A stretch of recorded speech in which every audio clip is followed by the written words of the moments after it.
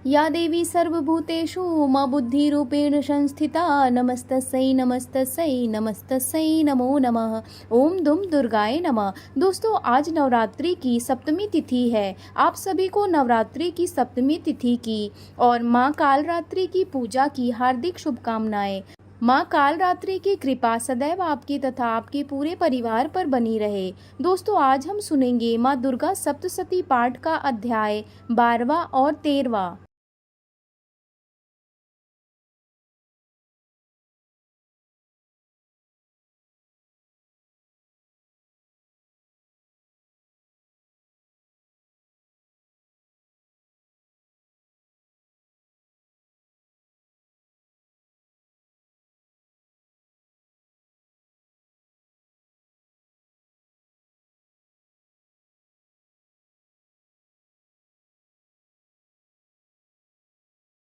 12वां अध्याय देवी चरित्रों के पाठ का महात्म्य। मैं 3 नेत्रों वाली दुर्गा देवी का ध्यान करता हूँ। उनके श्री अंगों की प्रभा बिजली समान है। वे सिंह के कंधे पर बैठी हुई भयंकर प्रतीत होती है। हाथों में तलवार और ढाल लिए अनेक कन्याएं उनकी सेवा में खड़ी हैं। वे अपने हाथों में चक्र, गदा, तलवार, ढाल, बाण, धनुष, पास और तर्जनी मुद्रा धारण किए हुए हैं। उनका स्वरूप अग्निमय है तथा वे माथे पर चंद्रमा का मुकुट धारण करती हैं। देवी बोली, देवताओं, जो एकाग्रचित होकर प्रतिदिन इन स्तुतियों से मेरा स्तवन करेगा, उसकी सारी बाधा मैं निश्चय ही दूर कर दूंगी। जो मधुकैटभ का नाश, महिषासुर का वध तथा शुंभ निशुंभ के संहार के प्रसंग का पाठ करेंगे तथा अष्टमी, चतुर्दशी और नवमी को भी जो एकाग्रचित होकर भक्ति भाव पूर्वक मेरे उत्तम महात्म्य का श्रवण करेंगे, उन्हें कोई पाप नहीं छू सकेगा। उन पर पाप जनित आपत्तियां भी नहीं आएंगी। उनके घर में कभी दरिद्रता नहीं होगी तथा उनको कभी प्रेमी जनों के विछोह का कष्ट भी नहीं भोगना पड़ेगा। इतना ही नहीं, उन्हें शत्रु से, लुटेरों से, राजा से, शस्त्र से, अग्नि से तथा जल राशि से भी कभी भय नहीं होगा। इसलिए सबको एकाग्रचित होकर भक्ति पूर्वक मेरे इस महात्म्य को सदा पढ़ना और सुनना चाहिए। यह परम कल्याणकारक है। मेरा महात्म्य महामारी जनित समस्त उपद्रवों तथा आध्यात्मिक आदि तीनों प्रकार के उत्पातों को शांत करने वाला है। मेरे जिस मंदिर में प्रतिदिन विधि पूर्वक मेरे इस महात्म्य का पाठ किया जाता है, उस स्थान को मैं कभी नहीं छोड़ती। वहाँ सदा ही मेरा सन्निधान बना रहता है। बलिदान, पूजा, होम तथा महोत्सव के अवसरों पर मेरे इस चरित्र का पूरा पूरा पाठ और श्रवण करना चाहिए। ऐसा करने पर मनुष्य विधि को जानकर या बिना जाने भी मेरे लिए जो बलि, पूजा या होम आदि करेगा, उसे मैं बड़ी प्रसन्नता के साथ ग्रहण करूंगी। शरत काल में जो वार्षिक महापूजा की जाती है, उस अवसर पर जो मेरे इस महात्म्य को भक्ति पूर्वक सुनेगा, वह मनुष्य मेरे प्रसाद से सब बाधाओं से मुक्ति तथा धन, धान्य एवं पुत्र से संपन्न होगा। मेरे इस महात्म्य, मेरे प्रादुर्भाव की सुंदर कथाएं तथा युद्ध में किए हुए मेरे पराक्रम सुनने से मनुष्य निर्भय हो जाता है। मेरे महात्म्य का श्रवण करने वाले पुरुषों के शत्रु नष्ट हो जाते हैं। उन्हें कल्याण की प्राप्ति होती है तथा उनका कुल आनंदित रहता है। सर्वत्र शांति, कर्म में बुरे स्वप्न दिखाई देने पर तथा ग्रह जनित भयंकर पीड़ा उपस्थित होने पर मेरा महात्म्य श्रवण करना चाहिए। इससे सब विघ्न तथा भयंकर ग्रह पीड़ाएं शांत हो जाती है और मनुष्यों द्वारा देखा हुआ दुःस्वप्न शुभ स्वप्न में परिवर्तित हो जाता है। बाल ग्रहों से आक्रांत हुए बालकों के लिए यह महात्म्य शांति कारक है तथा मनुष्यों के संगठन में फूट होने पर यह अच्छी प्रकार मित्रता कराने वाला होता है। यह महात्म्य समस्त दुराचारियों के बल का नाश करने वाला है। इसके पाठ मात्र से राक्षसों, भूतों और पिशाचों का नाश हो जाता है। मेरा यह सब महात्म्य मेरे सामीप्य की प्राप्ति कराने वाला है। सम्यक प्रकार पुष्प, अर्घ्य, धूप, दीप, गंध आदि उत्तम सामग्रियों द्वारा पूजन करने से, ब्राह्मणों को भोज कराने से, होम करने से, प्रतिदिन अभिषेक करने से, नाना प्रकार के अन्य भोगों का अर्पण करने से तथा दान देने से आदि से 1 वर्ष तक जो मेरी आराधना की जाती है और उससे मुझे जितनी प्रसन्नता होती है, उतनी प्रसन्नता तो मेरे इस उत्तम चरित्र का एक बार श्रवण करने मात्र से ही हो जाती है। यह महात्म्य श्रवण करने पर पापों को हर लेता है और आरोग्य प्रदान करता है। मेरे दुष्प्रभाव का कीर्तन समस्त भूतों से रक्षा करता है तथा मेरा युद्ध विषयक चरित्र दुष्ट दैत्यों का संहार करने वाला है। इसके श्रवण करने पर मनुष्यों को शत्रु का भय नहीं रहता। देवताओं, तुमने और ब्रह्म ऋषियों ने जो मेरी स्तुतियां की है तथा ब्रह्मा जी ने जो स्तुतियां की है, वे सभी कल्याणमयी बुद्धि प्रदान करती है। वन में, सूने मार्ग में अथवा दावालन से घिर जाने पर, निर्जन स्थान में लुटेरों के दाव में पड़ जाने पर, शत्रुओं से पकड़े जाने पर अथवा जंगल में सिंह, व्याघ्र या जंगली हाथियों के पीछा करने पर, कुपित राजा के आदेश से वध या बंधन के स्थान में ले जाए जाने पर अथवा महासागर में नाव पर बैठने के बाद भी भारी तूफान से नाव के डगमग होने पर और अत्यंत भयंकर युद्ध में शास्त्रों का प्रहार होने पर अथवा वेदना से पीड़ित होने पर, किन बहुना सभी भयानक बाधाओं के उपस्थित होने पर जो मेरे इस चरित्र का स्मरण करता है, वह मनुष्य संकट से मुक्त हो जाता है। मेरे प्रभाव से सिंह आदि हिंसक जंतु नष्ट हो जाते हैं तथा लुटेरों और शत्रु भी मेरे चरित्र का स्मरण करने वाले पुरुष से दूर भागते हैं। ऋषि कहते हैं, यूँ कहकर प्रचंड पराक्रम वाली भगवती चंडिका सब देवताओं के देखते देखते वही अंतर्ध्यान हो गई। फिर समस्त देवता भी शत्रुओं के मारे जाने से निर्भय हो पहले की ही भांति यज्ञ भाग का उपभोग करते हुए अपने अपने अधिकार का पालन करने लगे। संसार का विध्वंस करने वाले महाभयंकर अतुल पराक्रमी देव शत्रु शुंभ तथा महाबली निशुंभ के युद्ध में देवी द्वार मारे जाने पर शेष दैत्य पाताल लोक में चले गए। राजन, इस प्रकार भगवती अंबिका देवी नित्य होती हुई भी पुनः पुनः प्रकट होकर जगत की रक्षा करती, वे ही इस विश्व को मोहित करती, वे ही जगत को जन्म देती तथा वे ही प्रार्थना करने पर संतुष्ट हो विज्ञान एवं समृद्धि प्रदान करती हैं। राजन, महाप्रलय के समय महामारी का स्वरूप धारण करने वाली वे महाकाली ही इस समस्त ब्रह्मांड में व्याप्त है। वे ही समय समय पर महामारी होती है और वे ही स्वयं अजन्मा होती हुई भी सृष्टि के रूप में प्रकट होती है। वे सनातनी देवी ही समय अनुसार संपूर्ण भूतों की रक्षा करती है। मनुष्यों के अभ्युदय के समय वे ही घर में लक्ष्मी के रूप में स्थित हो उन्नति प्रदान करती है और वे ही अभाव के समय दरिद्रता बनकर विनाश का कारण होती है। पुष्प, धूप और गंध आदि से पूजन करके उनकी स्तुति करने पर वे धन, पुत्र, धार्मिक बुद्धि तथा उत्तम गति प्रदान करती है। इस प्रकार श्री मार्कंडेय पुराण में सावर्णिक मनवंतर की कथा के अंतर्गत देवी महात्म्य में फलश्रुति का नामक 12वां अध्याय पूरा हुआ। 13वां अध्याय सूरत और वैश्य को देवी का वरदान। जो उदय काल के सूर्यमंडल की सी कांति धारण करने वाली है, जिनके 4 भुजाएं और 3 नेत्र हैं तथा जो अपने हाथ में पाश, अंकुश, वर एवं अभय की मुद्रा धारण किए रहती हैं, उन शिवा देवी का मैं ध्यान करता हूँ। ऋषि कहते हैं, राजन, इस प्रकार मैंने तुमसे देवी के उत्तम महात्म्य का वर्णन किया।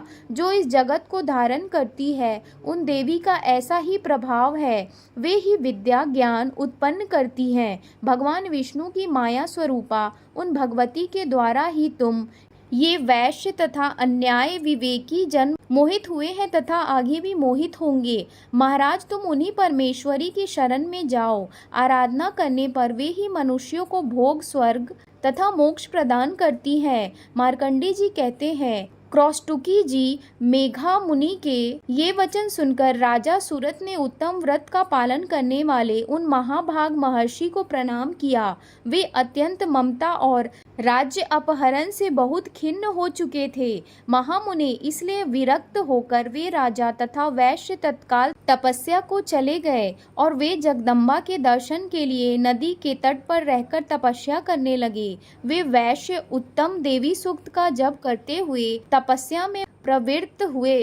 वे दोनों नदी के तट पर देवी की मिट्टी की मूर्ति बनाकर पुष्प, धूप और हवन आदि के द्वारा उनकी आराधना करने लगे। उन्होंने पहले तो आहार को धीरे धीरे कम किया, फिर बिल्कुल निराहार रहकर देवी में ही मन लगाए, एकाग्रता पूर्वक उनका चिंतन आरंभ किया। वे दोनों अपने शरीर के रक्त से प्रोक्षित बलि देते हुए लगातार 3 वर्ष तक संयम पूर्वक आराधना करते रहे। इस पर प्रसन्न होकर जगत को धारण करने वाली चंडिका देवी ने प्रत्यक्ष दर्शन देकर कहा। देवी बोली, राजन तथा अपने कुल को आनंदित करने वाले वैश्य, तुम लोग जिस वस्तु की अभिलाषा रखते हो वह मुझसे मांगो, मैं संतुष्ट हूँ, अतः तुम्हें वह सब कुछ दूंगी। मार्कंडे जी कहते हैं, तब राजा दूसरे जन्म में नष्ट न होने वाला राज्य मांगा तथा इस जन्म में भी शत्रुओं की सेना को बलपूर्वक नष्ट करके पुनः अपना राज्य प्राप्त कर लेने का वरदान मांगा। वैश्य का चित्त संसार की ओर से खिन्न एवं विरक्त हो चुका था और वे बड़े बुद्धिमान थे, अतः उस समय उन्होंने तो ममता और अहंता रूप आसक्ति का नाश करने वाला ज्ञान मांगा। देवी बोली, राजन तुम थोड़े ही दिनों में शत्रुओं को मारकर अपना राज्य प्राप्त कर लोगे। अब वहाँ तुम्हारा राज्य स्थिर रहेगा। फिर मृत्यु के पश्चात तुम भगवान विवस्वान सूर्य के अंश से जन्म लेकर इस पृथ्वी पर सावर्णिक मुनि के नाम से विख्यात होगे। वैश्यवर, तुमने भी जिस वर को मुझसे प्राप्त करने की इच्छा की है उसे देती हूँ। तुम्हें मोक्ष के लिए ज्ञान प्राप्त होगा। मार्कंडे जी कहते हैं, इस प्रकार उन दोनों को मनोवांछित वरदान देकर तथा उनके द्वारा भक्ति पूर्वक अपनी स्तुति सुनकर देवी अंबिका तत्काल अंतर्ध्यान हो गई। इस तरह देवी से वरदान पाकर क्षत्रियों में श्रेष्ठ सूरत सूर्य से जन्म ले सावर्णी नामक मनु होंगे। इस प्रकार श्री मार्कंडे पुराण में सावर्णिक मनवंतर की कथा के अंतर्गत देवी महात्म्य में सूरत और वैश्यों को वरदान नामक 13वां अध्याय पूरा हुआ। दोस्तों, इसी प्रकार माँ दुर्गा सप्तशती पाठ का 13वां अध्याय पूर्ण हुआ। आइए अब आरती करते हैं।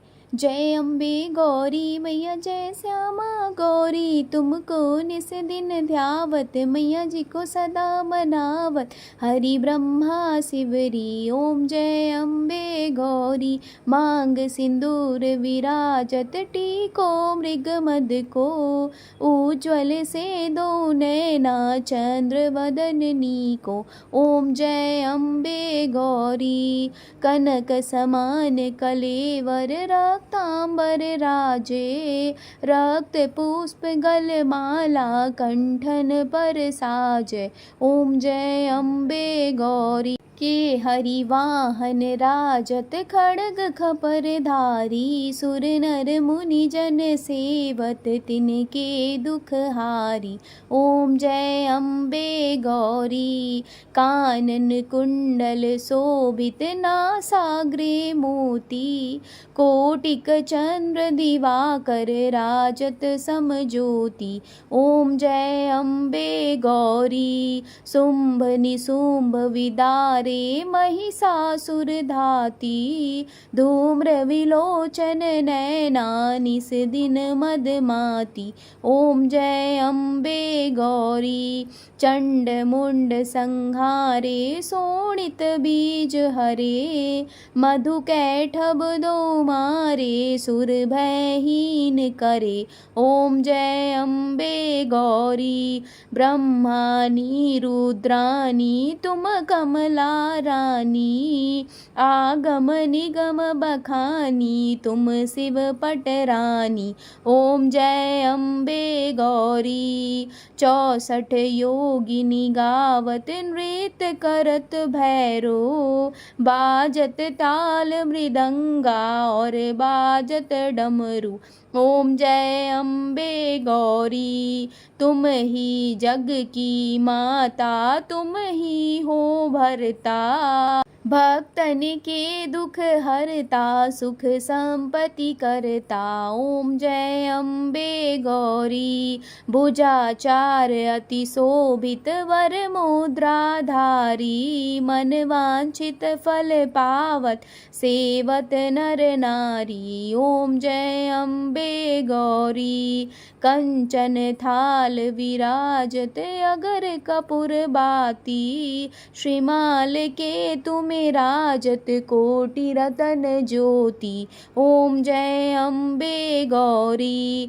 माँ अम्बे जी की आरती जो कोई नर गावे, मैया प्रेम सहित गावे। कहत शिवानंद स्वामी सुख संपत्ति पावे।